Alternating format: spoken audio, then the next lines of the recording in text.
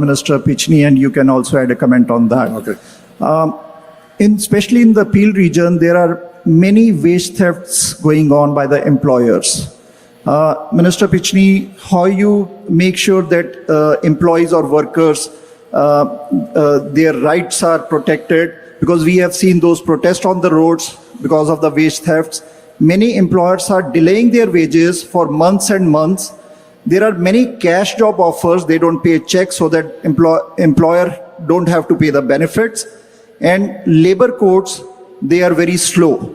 So that's the reason we see the protest there. What is your plan, Minister Pichni, and how will you tackle this issue of wage thefts? What is your message to those suffering employees and workers? How can you protect their rights? Well, thank you. I just want to say before I pass to Minister Pichni, we have the toughest labor laws in the entire country. Our job as leaders of the province and of our local communities, and I know Joe and Jack feel the same way, nothing is more important to us than the frontline workers. Without protecting frontline workers, nothing happens. The economy comes to a halt. So we'll do everything we can to make sure our hardworking folks of this province are always protected. I'll pass it over to Minister Pichni.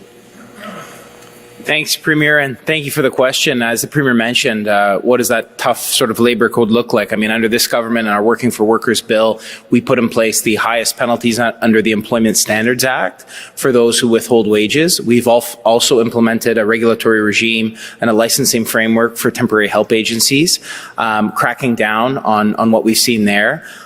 So that can only happen if you also have inspectors and enforcement, and that's why we've increased the number of inspectors, training through the summer. I've spoken with my ministry about that. We have new inspectors coming out on the roads to make sure that the legislation that exists is actually enforced. And finally, I would say, and why we're here today, is you work with those who take an active interest in training, in taking that young boy or girl who may be susceptible for a cash job and saying, hey, we're going to get you in a training agreement.